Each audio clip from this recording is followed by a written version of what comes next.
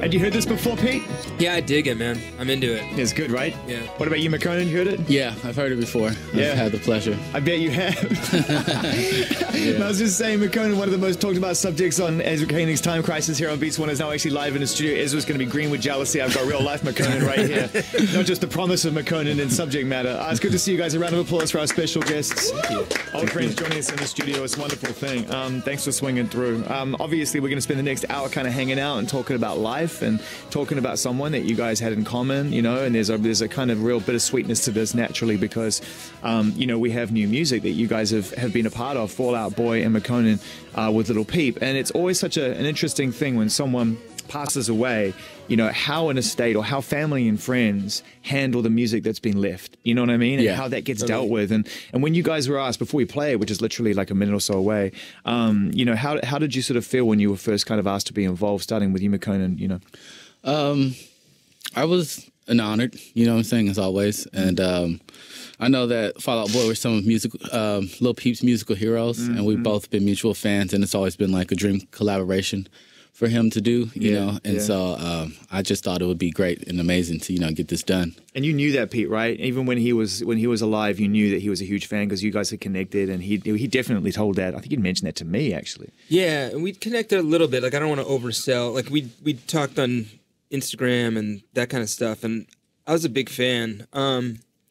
Yeah, it's interesting because you really want to be respectful of whatever the vision you know, and I wasn't close enough to know what the vision would be, but I would just to be involved and it's like an honor to have like just a small spice in the whole recipe, you know what I mean? I think that what we're talking about here is legacy, and I think ultimately if you can move into an environment and someone's not around to enjoy that moment, enjoy that legacy, you look to the people closest to that individual to take guidance and try to add something of value, right? Totally. Yeah. And that's what you've done right here. I know that fans are dying to hear this music because, you know, he remains an essential and integral part of an influence and inspiration to fans. So what we're going to do right now is play the record, come back, but we've got 60 minutes to hang out with McKonnen and Pete in the studio live today, and we're really excited to do it. But today's world record is Little Peep, I Love McKonnen, and Fall Out Boy, and it's called I've Been Waiting. So that's the first time anyone has heard that anywhere around the world, streaming for the first time on Apple Music, and we've got two of the collaborators right here on Little Peep's world record, which is amazing. That song is really special, and to have Pete Wentz right here from Fall Out Boy, who collaborate as a group, and I Love McKonnen here in the studio as well. So when you have these moments, and this is kind of why we remain faithful to the idea of Beats One, is we wanted to be able to do this with you in the moment, right? Because otherwise you can just put anything out and sit there and wait for it to occur and follow it later, but it's great to have a moment like this. So how does it feel when you hear it and you know that it's kind of released and it's no longer a private experience? It's surreal, you know. It's I don't know. It's overwhelming. It's a sign of relief. It feels good. You know, just excitement and happiness. It's real. It's so many emotions at one time. Yeah, you know? I bet. And Pete, you know, you've been making music for a long time with the band, and you've been through this experience, and we probably actually discussed this in this frame. But you know, it never gets. It always remains a similar feeling for you as well, I'd imagine. Totally. And this one especially because it's like three really disparate ideas that have certain commonalities, you know, like, and to hear it all together in one place or kind of like smashed together in a song is really cool. And it's cool. I just haven't heard it on speakers, so it's cool. Yeah. What's really amazing when, you know, you listen to this song is the chemistry is so there. And I think it's really hard when someone's not around to complete their vision, but there's an intention to do that for them with the best intention, that sometimes you have to just allow it to not be quite great. It's going to be good, but it's not going to be amazing, but it's good enough because the intention carries it over the line. In this particular case, you all sound perfect together. Like, it's kind of mad. Yeah. You know what I mean? It is. I'm shocked at how well it sounds. It sounds so good. It's like you guys are a band and have been making music for a very, very long time. You know, I want to talk about Peep and your experiences with him, but I want to keep it celebratory because it's been some time now, and I want to make sure that we put this in a positive frame. But we're going to play this record again. You know, I've been waiting, featuring Fall Out Boy, Little Peep, and I Love McKonnen once more right here on Beats One. We got the crew right here for the next 50-odd minutes on Beats One. That must be such a beautiful moment the first time you heard that mixed and you knew that, you know, your intention had been realized by the overall team that got behind this record. Yeah, definitely.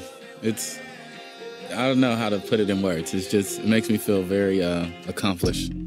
Is this to a degree, do you think, having known Pete, you know, well, that this was the kind of thing he was striving for, this kind of, you know, he was heading this way? Yeah, definitely. I mean, when we were talking in the studio, these are the type of things we're talking about, this direction, like making songs of this caliber, collaborating with artists, you know, like that we look up to. Yeah. And, you know, it's just like it's all the things that we talked about are happening. It's amazing, man. I think it's amazing, and I think, you know, through the tragedy, you know, the triumph is that you guys are lovingly seeing these things through. We have ilovemakonnen and Pete Wentz from Fall Out Boy, both of which are a part of that song, a beautiful piece of music right there, called "I've Been Waiting" by Little Peep. And you know, you think about someone who had so much influence but actually released so little music, and there have been other cases like this throughout time, but nothing in the modern era to that degree, apart from perhaps X and a few others who have just released so little and yet have had this kind of impact. Pete, you've been making music with Fall Out Boy and seen the kind of impact your music has on fans, borderline hysteria. You know the level that this can get to. What was it about Pete you think that really resonated from your point of view?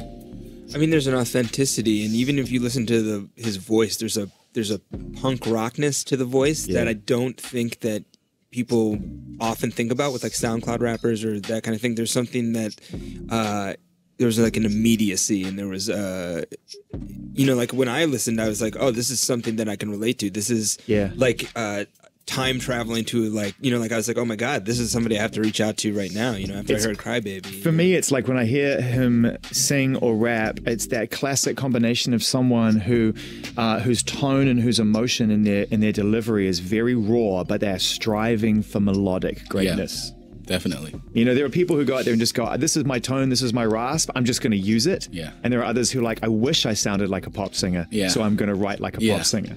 And it makes it almost more vulnerable, right? It's like it's even more vulnerable. Like you know that somebody's doing something that feels daring, you know, it feels outside of the comfort zone, which is pretty cool. I mean, I'm definitely not drawing comparison here because I think it's unfair to draw comparisons between artists, especially if they're not here to discuss those comparisons. But I will say that another artist who did that had huge impact on the world was Kurt Cobain, who again was given the voice he was given, but strove to write pop melodies with it, and was super influenced by pop melodies, and pop, you know, songwriting. Exactly. You know, obviously you've collaborated with Peep, and you know, before, and your friendship is well documented. The photo that actually right behind us, right there up, is just such a beautiful moment. You can just see the chemistry between you two. Yeah. You know, and he spoke to me before he passed away about you and how much he admired and loved you. So, what was he like when you first met him? What was that first impression like? When I first met him, it was like in February of 2017, and he was very shy. Yeah. Right. Personally, he was shy, but we were riding in the car, and he was like, "I want to play you my music," and so he wasn't shy about his music. You know, he was playing song after song, and I was like, "Wow!" Like, I was blown away. And there were a few songs. I was like, "Yo, send these to me so I could, you know, I would like to jump on them." He's like, "Sure."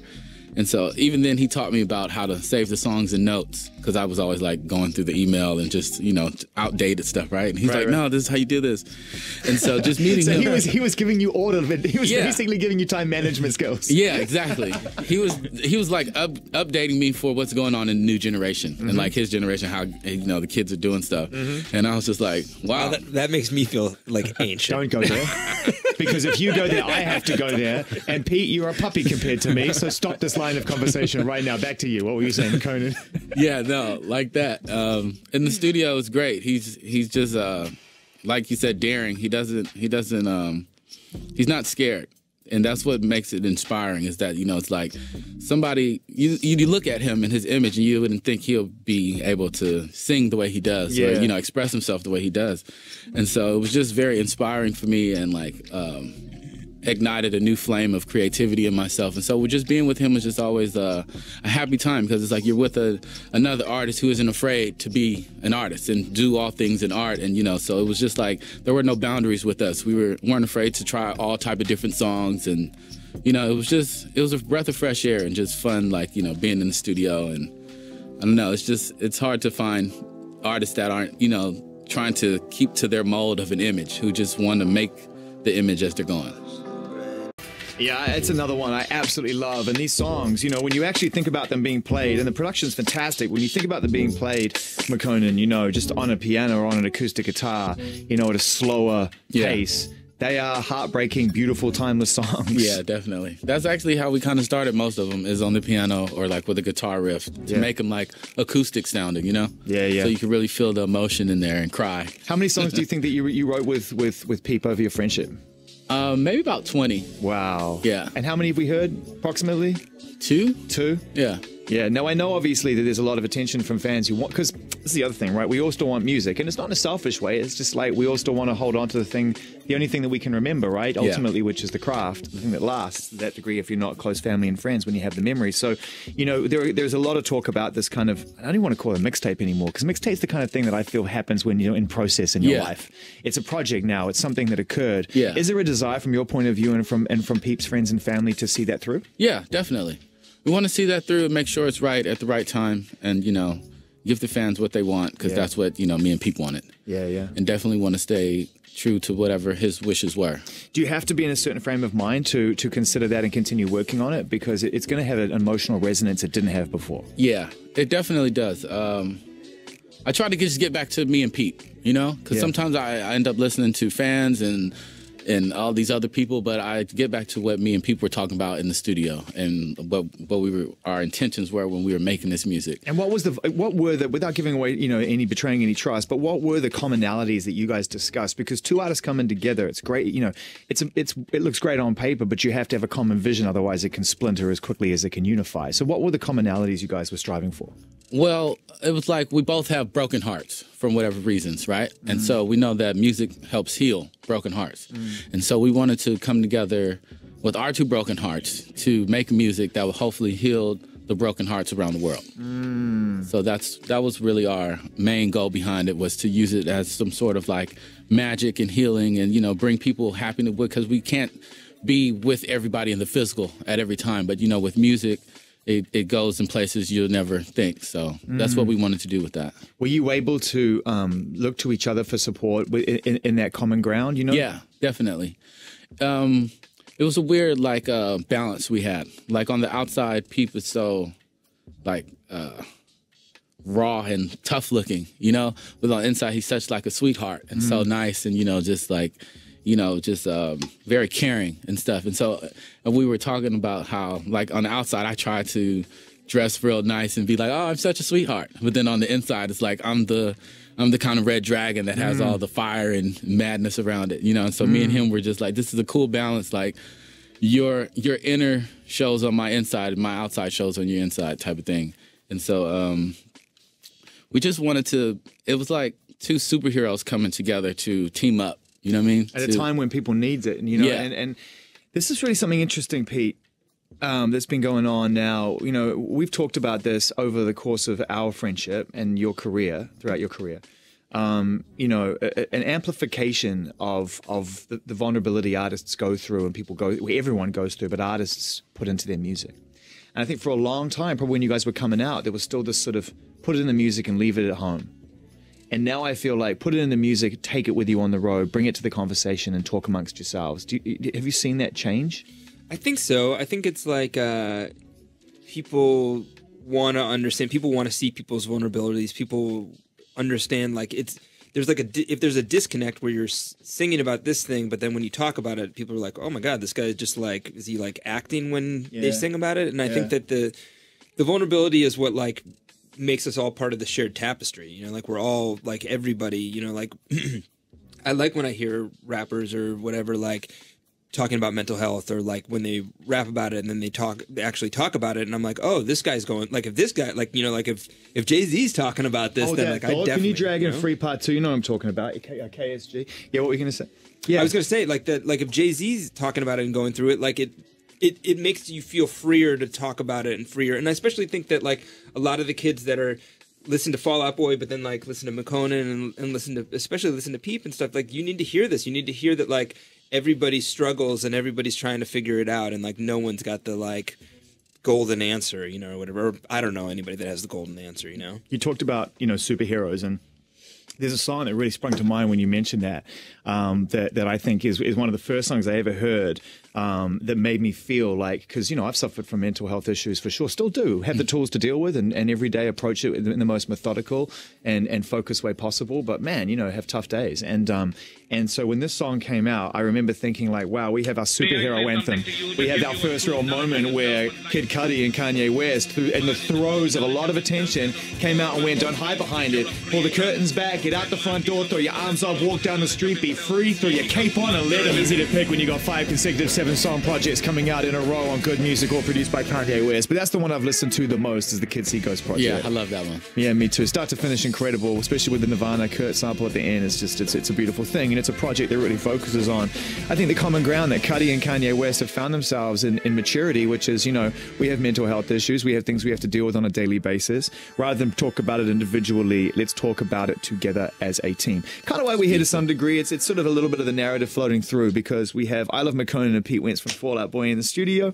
The collaboration is now streaming around the world on Apple Music. It's a beautiful one, with Little Peep, front and center, right where he should be on the marquee over the I've Been Waiting, you know, today's world record. So, Pete, you just mentioned something really interesting, and I don't want to betray any trust, because off the record's off the record, but I'm sure you wouldn't mind us talking about it, which was you wish that you'd had, you know, this kind of conversation when you were growing up. And to some degree, you know, even throughout the first run of success you had at Fall Out Boy, you were still dealing with the things you were dealing with as a younger guy, right? Totally. Yeah, absolutely. And I think that, like, when you don't know that other people are going through it, like your urge is to, like, if you come into a room like this, you're like, am I the only one that feels anxiety? Am I the only one, like, that didn't sleep last night? You know, like, whatever it is. And then the more you talk to people, and especially, like, as an artist, when you talk to, like, other artists, like, I loved that when me and Makonnen we hung out in, like, Studio City, and we're, like, in a Barnes & Noble or something like that, and I was like, this dude is so weird. Wait, hang on.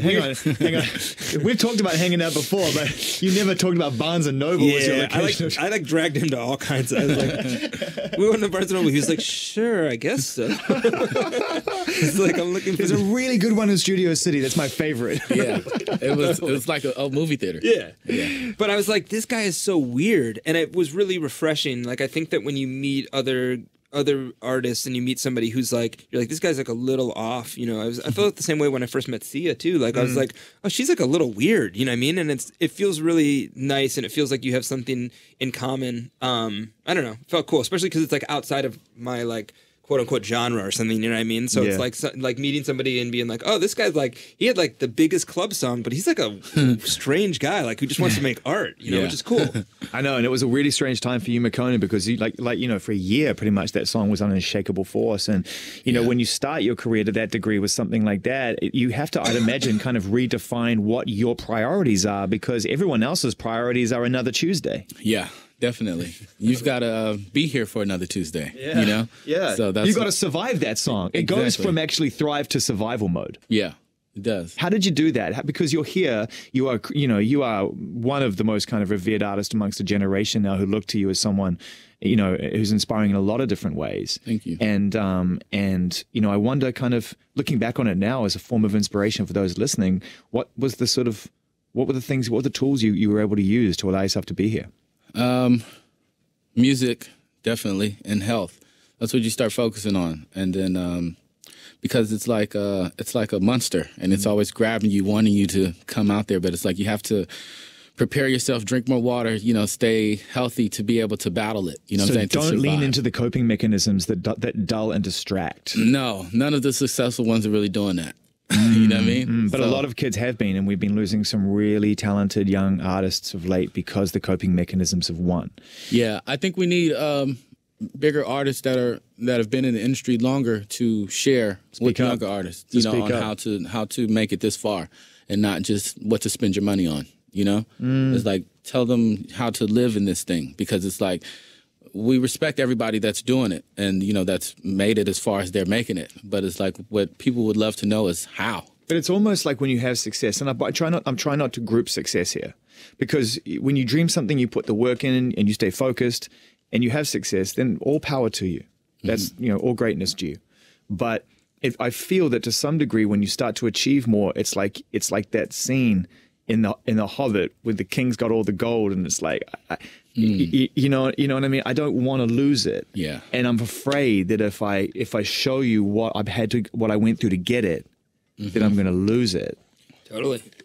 And I think that, like, the more you try to, like, I think a lot of times with artists is you're trying to fill something, right? You're trying to fill some void, and you can get the plaques and you can get the trophies, and it doesn't really fill it. You know what I mean? Like, and I know that that's just like what, you know, like a cliche that everybody says, but I think that that's really true. I agree. And at some point you're like, you know, to reference another movie, you're like, you got to go into the cave of darkness, like Luke on, you know, Dagobah or whatever, and you just got to go in and face yourself, you know, which is like the that's like one of the toughest things to really do, is to go in and face yourself and face your own vulnerabilities and realize that you're the same person that you know, like at the core, you're the same person you were before any of the success, and kind of like unpack how to feel better and how to feel complete, or feel okay feeling somewhat incomplete, you know? When you think about, because both of you have tried to get through it in different ways, and I talked about coping mechanisms, we're talking about addictions, substance abuse, you know, all too available, a whole other level than even when you were starting out, when it was kind of like, all right, we're taking the mantle from the 90s and we're still dealing with those drugs. Now it's like, wait, hang on, you can just buy this stuff and concoct it yourself and move forward like that? This is insane. Where's the regulation? And so you think about the way that people are using these things, and both of you have been through that. Now both of you are sober and both of you are clear of mind. Who were you when you were in the throes of that? Was it, how foggy was it? How cloudy was it, Pete, when you think back to that time when you were lost? I think that the thing that's like the scariest to me is that there's a lot of, the machine is meant to keep moving. So like you're meant to be enabled, you know what I mean? So you're meant to like, wow, designed to be enabled. Yeah, and you're meant to keep your head just above water, but like not really learn how to swim. You know what I mean? You're not, you're just not, you know? And so for me, you know, like when the band took a break and when I got divorced, and, you know, like I was in a place where I was like, dude, you just got to face all this. You know, like you live with a 3-year-old kid that just depends on you, that wakes up in the morning and really expects things of you that you've never really, like I hadn't even taken care of a plant before that, you know, so like I just didn't really know. And in some ways that was really, it was like in the deep end, but it was really, really good for me, because it was like a kid or a pet or whatever it is, somebody who has to like rely on you, it really forces you to face yourself and be like, you just can't do it anymore. I talked about that with you before as well. Just continue sharing. You know, I was definitely not in a balanced environment within my life until I became a parent. And then that was like, look, you know, you can throw yourself off the end of the pier all you want, but at the end of the day, there's someone waiting for you back up there. Totally. Totally. You know, for you, Makonnen, as well. You've been sober for some time now, and actually seem to kind of pull yourself together relatively quickly. You know, I think there's a lot of artists who go for have traditionally gone down a much longer road before they've had that realization. What was the moment you realized you didn't want this life? Well, I've had a lot of friends starting to pass away before Pete, you know, passed, and like in 2016, I had somebody very close to me pass away. And I was just like, you know, we can't keep this up anymore. You know what I mean? Like, because we're just abusing the lifestyle. You know what I'm saying? It's everything is too much there. It's too enabled. And if you don't put a halt on yourself, it'll, you know, take you under. Yeah. And so I've been through past tragedies in my life before I got into the music industry. So that's really kind of been able to always be an eye opener for me, you know, and I always go back to those type of things in my life to, you know, be like, I can't get too out of hand, you know? Like, I feel like I haven't had a child yet, but I try to become my own parent. So that's what I've been practicing before I even have a child. It's like, you know, I want to make sure that I could take care of myself first, and then I'll know what to do for another life. Are you looking forward to being a parent? Yeah, I am. Hopefully when I'm like 35, though. So I still want to go and travel and play and, you know, get wild. Understandably so. All right, Pete Wentz and ilovemakonnen with myself, Zane, right here in Beats One Apple Music. We're going to 20-odd minutes with these gentlemen, and we continue to celebrate the life of Little Peep and talk openly and honestly about life, because that's the most important thing. It's Beats One Apple Music. These records now in the context of our conversation, and realizing that, you know, I keep adding influences to that I assume were Peeps after the fact. Like, that just sounds like Depeche Mode to me, or, yeah, you know what I mean? Definitely. Like, you could tell he was really into that. There's a romantic sadness. Yeah. To The Cure, to Depeche Mode, to artists like that. There's a sort of sense of it's okay to be down, you know what I mean? Yeah. As you come out the other side of it, it can actually be kind of like a self-romantic situation, you know? Like a self-indulgent romance, you know? We got ilovemakonnen and Pete Wentz from Fall Out Boy here. The world record, I've Been Waiting, Little Peep, featuring these gentlemen, and Pete, in your case, the bandmates as well, which is a really nice touch too, to make it a Fall Out Boy experience, which I think has obviously always been very important to you, that you know, you have your individual lives, but when you move as a team. Totally. And I think on this project, it was really important. You know, our band gets asked to do a fair bit of features, and I think that you gotta do features that make sense and make sense for your audience, and so we don't really do them that often. And this one's felt important. Me and you had spoken kind of in the immediate aftermath of Pete passing away, and it felt like it. If you want to contribute to someone's legacy in a positive way, that you got to go all in on it. You know, like that it should be all of us, and we should make it, you know, a statement from Fall Out Boy. How is the band feeling right now? You know, well and truly established into your 2.0 run, and you know, making amazing records and selling out arenas. And I mean, God, I was watching something on Showtime or something, some like Chicago show in the arena that was filmed that looked ridiculous. And it's like, these are the kind of things that bands and artists normally go through in round one. You know, round two is like when you actually take a break. It's incredible. You must feel blessed. Yeah, I mean, it's really, really meaningful to do it in round two, because we actually are able to take it in, take in these moments. And in round one, you're just like, I'm just like this guy, and I'm like just at TRL, and I don't even know. You're like talking to Zane Lowe. I'm like, dude, like it's like, you know what I mean? It's just kind of crazy. And I think that, you know, like Patrick has his Captain America beard, like Avengers 2 beard going right now, you know. So like hopefully we're all good, you know. God, I haven't seen pictures of it yet, man. But what do you mean, babyface Stump has got the beard going? Yeah, he's got the Captain America beard going. It's, you know, I think we're good. You guys are going up into Topanga Canyon to make a Grizzly folk acoustic album? This is the one, man. You know, like, yeah, it's time. burning the electric guitars. It's time.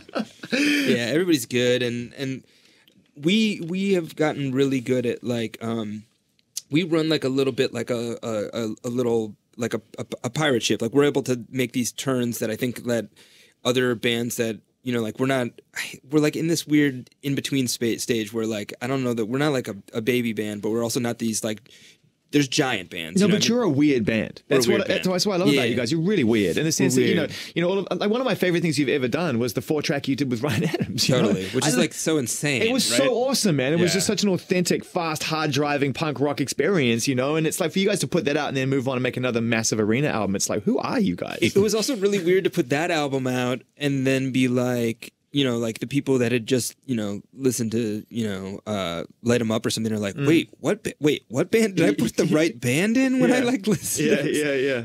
I mean, and I think that we try to do projects that are interesting. You know, we also did like the hip hop remix album, and we put a couple things that like the first time I'd heard Migos was when you played Versace for us, like in the UK years ago, you know, and like trying to find these things that push the envelope and force our fans, you know, not force our fans, but like push our fans to check something out, because it's not always going to be for you, but like at least you give it a shot, and then like maybe you'll go on and like find Ryan Adams through that, or you'll go listen to, you know, Migos or something, like, you know. But it's just weird. You have a power drummer. You have a really lithe, skinny drummer who hits harder than almost anyone in modern music right now. You have a lyric writing, conceptually driven bass player. Yeah. You have a basically what I consider to be like Dave Navarro level heavy metal guitar player. Yes. And you have an R&B singer. Yes. It's amazing. It's like on paper, it's like one of those ones where someone just like... I'm sorry, I just got to give you a credit. It's so crazy. It just doesn't make any sense. But it absolutely works. I think that's one of the things that we love about you as your band and keeps you contemporary is the fact that you can pivot with all these, because of all these different components. And we're like a small, like we're like a little tiny pirate ship, you know? So we're able to kind of like move and whatever. We're like and also like, you remember those mix and match books where you like turn the pages and you're like, oh, I've made this like this animal that's like a giraffe and a hippopotamus. We're like the band version of that, where people are like, this doesn't make any sense. All right, Fall Out Boy, champion from Mania, beats one. Yeah, man, that's a racket. That's a racket. That's a big, big record. Is there anything else you guys want to add to the drums? Yeah, everything. Just push it all up. Just Rock Bear, man. Rock Bear on the mix. Shouts to Rock Bear, and he comes out of hibernation for the big guns, you know. Sits there, man, 6,000-pound, you know, bear sitting behind the mixing desk, is using his arms to push everything up. He's got some good ears. He's got some great ears. Just don't ask him to adjust anything on any faders, or he'll tear your face off. Fall Out Boy champion from the album called Mania, of course. So, switching over to you, Makonnen, as well, and wondering what your thoughts are for this year. You know, obviously being faithful to the legacy of Peep, and I can tell it's important to you that you see as much of that music through as possible, but simultaneously, you know, you've got to forge your own path and live your life. So, you know, how is that balance, and what are we looking forward to this year from you? Yeah, it's keeping the balance. This year, I just released Spending with Gucci Mane on Warner Brothers Top of the Year. Gucci! So yeah, I'm going to try to get this project out. I want to do at least 3 solo projects this year because it's been a long time. And do you feel you have the music already in play to do that? Yeah, definitely. Great. Have the music, just need to get it mixed and mastered and have the label come up with a marketing plan. So I was, though, how prolific this guy was. I was watching Neo Yokio, the anime that Ezra does, and I was like, there's this amazing song in it, and I was like, dude, that song is so good. And he's like, oh, it's McConnen. Yeah. I was like, oh, okay. And the song is so good. And you did that for Neo Yokio specific? Well, me and Ezra were working on it with Blood Pop at like, I don't know how long ago. And then he was telling me like, yo, I think this would go really good for the What was show. it? I Need a Friend? What is it? Yeah, I've never had a friend like you. It's so good. Yeah, I mean, the thing about you, man, is that what's really fascinating is like, you know, when you first came out, it was all the hype, and it was OVO and Tuesday, and all these things were kicking off, and it's like, all right, cool, this is the guy of now. Yeah. And it's so much deeper than that now, and what you're building up over time is something that I think is a 10, 20, 30-year career of like, no, you really didn't know me in the first place. Yeah. And that must be really refreshing to know that you have an audience now who are open-minded and willing to get to know the real you. Yeah, it feels good. Hopefully, you know, I've been practicing enough to give them, you know, what they're looking for. Or at least, you know, just myself, because that's all I can give. And how was it working with Gucci? Were you in the room?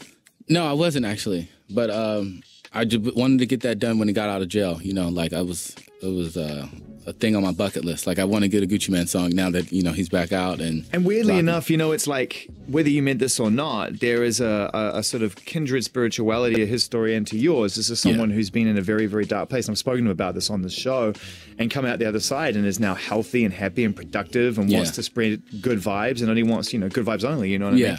Was that on your mind to some degree, or was it just like, no, he's hot? No, yeah, that was on my mind. I mean, it was like he definitely matured and taken a new turn. And, you know, like he's been a big influence on my career. And, you know, I've matured and taken turns as well. So I thought it would be great for us to, you know, meet at that parallel. Who else have you been sort of working with in the studio, and like who have you got in the canon, you know, in terms of collaborations and things that are exciting that you want to share? I just met Juice WRLD the other day. How was that? It was great. He's amazing. So he's another one who I would consider to be heavily influeed by, you know, the Paramores, the Fall Out Boys, the Blink 182s. Yeah, definitely. You know? I told McConnen, I was like, hey, can you tell him I said what's up? Did you tell him? Yeah, I told him, and he texted back and said, wow, that made my day. You see what I'm saying? Cool. I still see the shadow in my room. Can't take back the walk that I gave you. Yeah.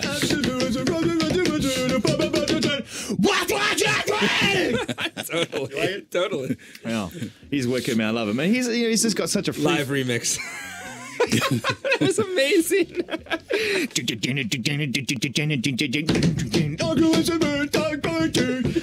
He has a lot of styles. He was playing me his album. It sounds amazing. Me, no, but I'm seriously like, no, but it's the dynamic that's the most important thing. I can somebody can say what you want, somebody can say. What did you say?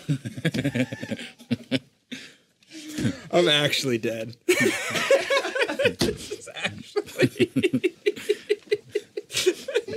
Oh man.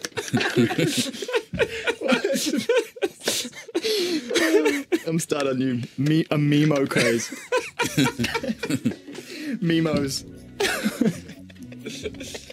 Oh man. All right, so you and Juice, and did you talk about doing stuff? Yeah, we actually worked on one record. He played me his album. I played him a lot of my music, and you know, we were just vibing. It was our first time meeting, so it was a great meeting. Cool. Yeah. Okay. Well, I want to play Spending, and I want to give you a couple of seconds to come back and blow people's minds with other things that are happening this year for I Love McConnen. Let's get into it. Beats One, Apple Music. So much. And I love how Gucci can just, like, he can just merge. Yeah. He doesn't go in there and like, it's my way or the highway. It's like, no, he catches the vibe on everything he does. Definitely. I got to show you the picture of my kid Lucci with Gucci and show you the Lucci Mane collaboration that happened in the studio a while back. He goes to school nearby, and when he found out Gucci Mane was coming in, he literally like practically skipped class and ran across the road, was truant to come in and get a photo with Gucci Mane. Man, kids love Gucci. Yeah. Love Gucci. He's kind of got a little bit of a superhero vibe to him now. You know, it's pretty amazing. I'm having a really good time hanging out with you guys. We've only got a few more minutes in your company. It's been a real joy to have the two of you here. And I know that there's been some deep conversations because, you know, when you've got fans of Little Peep listening, it's important that, you know, we continue to honor his legacy by talking about the things that he would have wanted to talk about. Definitely. Right? And I felt like he was getting ready to open his heart. Yeah. You felt that? Yeah, definitely. I felt like he was opening it. You know, he was... when I was around him, he was very happy and like, you know, it was bringing me happiness. It was just, I don't know. He would tell me like, you know, you're my idol in music. I love to make music. And I'm like, oh, you don't have to say that type of thing. And then he would like sing me all my songs and like sing me down my songs. And I was like, whoa, like this is crazy. Like, how do you know this? You know? And so, he's an inspiration, man, to millions. And, like, I would see him, speaking of his fans, like, I remember nights after the studio, we'd go back to the hotel, and he's literally on his phone going on 0% to respond to all his fans and stuff. And sometimes I'm like, bro, get off the phone. Like, you're on there too much. And then I go over there to see what he's doing, and I'm like, oh, I felt bad. I didn't mean to tell you that. I see you responding to so many fans, and it's really, it means so much to them. So, you know. I tried to pick that up from him and respond to as many people as I can. Man, I can't thank you guys enough for coming in and sharing this moment. It's why we're here. You know, we're here to kind of share this music, but also try to capture a moment so people can go deeper than just a song. And it really is special. And Pete, send our love to the boys. You know, I don't know what you guys got planned this year outside of probably doing. What are you doing? Are you doing shows and recording? What's the deal? We're writing, hanging out.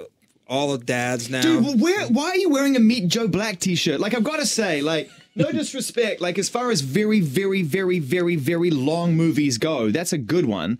And no, I mean, it's interesting when you go into an op shop or you go into a store and you're looking for something to wear and you find something on the rack and your eyes are drawn to a Meet Joe Black t-shirt. Can I tell you what part of the world that I found this in? Could you guess? Oh. Is it world or is it America? World. And it's more closer to your home than you would expect, your original home than you would expect. Well, I'm going to say either New Zealand or Australia. Australia. Yeah, whereabouts? That's so weird. In Melbourne, I think. Yeah, it's a top three watch film of all time in Melbourne, Meet Joe Black. Okay. No, maybe, but like, I was like, I maybe own like 30% of the Joe Black dead stock. I don't understand. I know, but I'm not going to let you go. Like, but don't worry about it, man. I run the programming on this thing. We're going to ride this out all day until you convince me as to how you look. It's okay. All right, hang on. Yeah.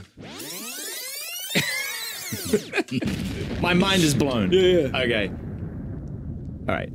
You're in just like some kind of weird secondhand vintage store. Yes. Because it's ripped up. I know you don't rip your own shirts. No. Right. I don't. So you're walking through there and you're going through the rack and you're just killing some time in Melbourne before a show, day off, whatever. Yep. And maybe you're with somebody? I am. So you're with one of the guys in the band or with the crew? Yeah, a guy in the band and one crew guy. Yeah. Cool. So you're walking through. They're over in one part of the store, then he's another part of the store, and you're in another part of the store. Yep. And you're going through the rack and you're looking and you see this t-shirt. No. The owner comes in and he's like, I have like another room. Okay? This isn't even in the room. This isn't even in the main room. This shirt is in the upstairs. Don't put the Meet Joe Black shirt out there. It's too fire, man. Okay, so he takes you in the room. Yeah. And he's like, this is like my personal stuff that I love. This is the shit that I haven't gotten rid of for the last 6 years. Probably. He's got the Meet Joe Black. I'm like, why did they even make any shirts for this movie? Exactly. Why is this even merch? But then at the same time, I'm like, it's so amazing. It's so amazing. It was like a really weird movie. You should watch the movie because it's like Brad Pitt's death, it's like and he 6 falls in hours love. long, but it's great. It's good. It's a good movie. It's great. My mom loves it. Yeah, it's a bizarre movie. Nobody knows what it is when they see me wearing it, but then when they figure it out, they're like, "Oh my god, this shirt is insane!" And it's like probably there's 10 of these shirts or something. You know what I mean? That like are wearable right now. I own one of them. But can you imagine? I'm like Thanos with Meet Joe Black gear. Don't let me get the other. Don't let me get the other 6. You know what I mean? Oh my Don't God. let me get the other 6. Can you imagine, honey? You know that band Fall Out Boy? I just got a DM from some guy in Fall Out Boy who said, "Do you own a Meet Joe Black t-shirt? You bought it in Melbourne in 1994." Totally. He's offering a ridiculous amount of money for this. Honey, we should take him seriously. You don't even know. You know what I mean? Can I see the sizing on this? Because it seems a bit big. Oh no, it's perfect. It's perfect. You know what I mean? So it was like made for me. You know, like walked in. It's like Thor's hammer. Like it fit me. I was the only one who could pick it up. Comparing your Meet Joe Black t-shirt to the Marvel universe. Can we? But wait. I just want to quantify like how epic of a moment it was in the store. Did you music came on when I picked it up? Did you immediately decide to buy? Did you laugh to yourself a little bit out loud when you decided to buy this t-shirt? I was like, I can't believe it exists. At what point do you turn around to this guy and say, "I'll take the Meet Joe Black t-shirt"? Yeah, and the guy was like, "Oh, good choice." Yes. He was like, it was like a fine wine or something. Like, and I was like, "Oh my god! Like, how could we be picking this shirt?" He was like, "Yes." You know what I mean? It's like, oh my god! Dude, I noticed you. Like, we was literally 7 minutes into this conversation. I was really holding it together. It's an important moment. This is Peep and you guys, and I just don't want to mess this up. And this is important to you. And my eyes zone in on your Meet Joe Black t-shirt. Very small font as well. Yeah. And I'm just like, what is happening? I'd like to apologize to everybody right now who is listening in the bus. What the fuck are you wearing a Meet Joe Black t-shirt for? Yeah. And he came in in a samurai poncho or something, and Zane was like, "But could he have something dumber on underneath?" And then he did. You came in like Tom Cruise. You came in looking like Tom Cruise in The Last Samurai with like the long hair and the big poncho thing on. Then you take that off, and I'm like, "What are you wearing?" I love you guys. Thank you so much for coming in. Thank you. Once more, Little Peep and ilovemakonnen featuring Fall Out Boy. I've been waiting. Beats one list next.